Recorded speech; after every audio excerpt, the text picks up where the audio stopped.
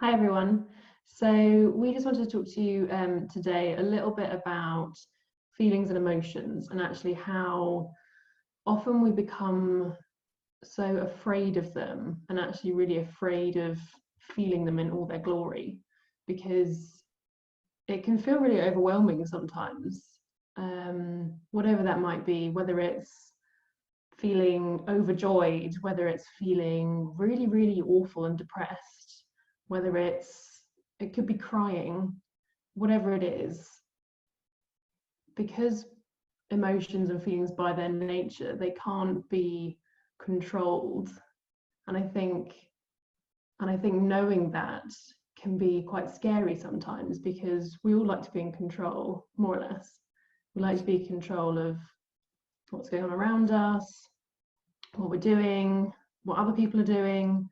But actually, when it comes to feelings and emotions, it feels like something that we keep kind of butting up against um, and really feeling like we have to try and fix it or avoid it.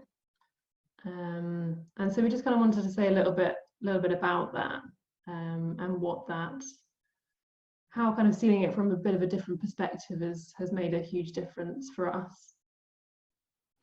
Yeah, and I love that whole crying thing, as you were just saying then, B, because I remember certainly a time when you were ill, and also with all the other stuff that was going on at the time, is that I felt I needed to hold it all together, that I needed to be strong, and yet what was coming through me, because I could feel it in my body, was this need to let go, whether that's to go out and scream somewhere or whether that's actually to just cry. But the fear I had, and I know it's a fear that so many people have, is it's like, but if I start, I'm never ever going to stop. And I mean, there are two, we can look at that in two ways, can't we? It's either one of them is, yeah, of course you are, because look, I've stopped crying. I'm not crying now. And the other one is, so what? Because it's like, it's what your body needs in that moment.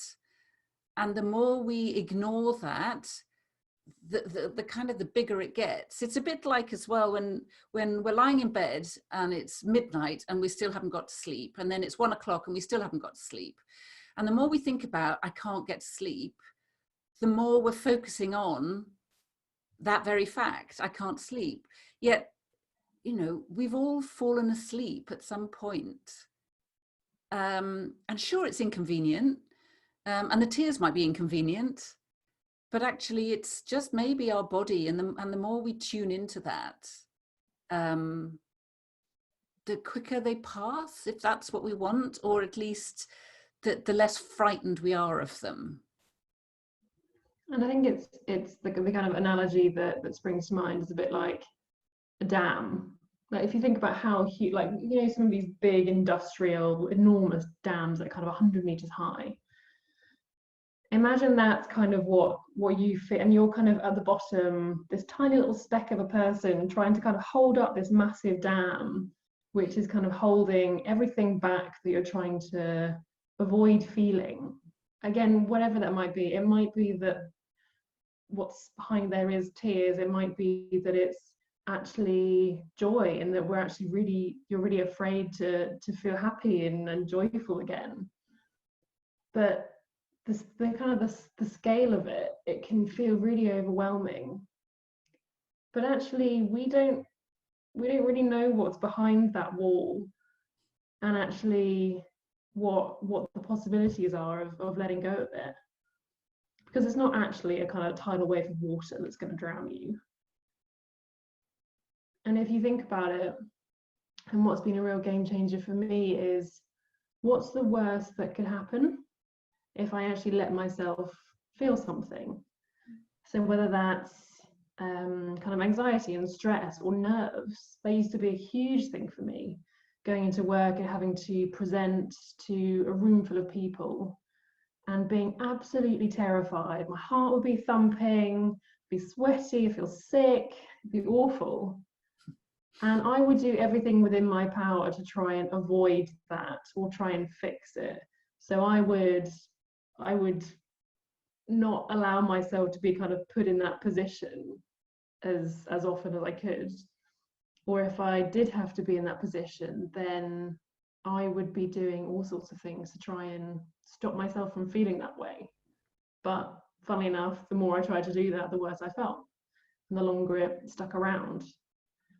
And actually, it's just thinking, okay, I'm going to cry. End of story.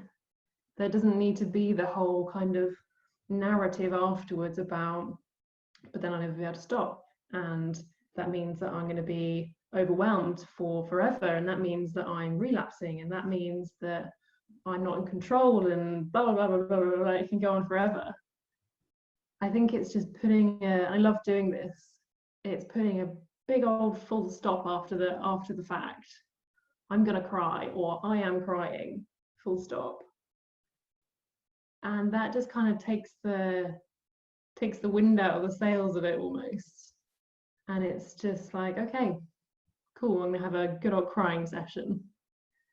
And for some people, like for me, I kind of like crying because it just feels like I'm doing a bit of spring clean. For some people, they absolutely hate it.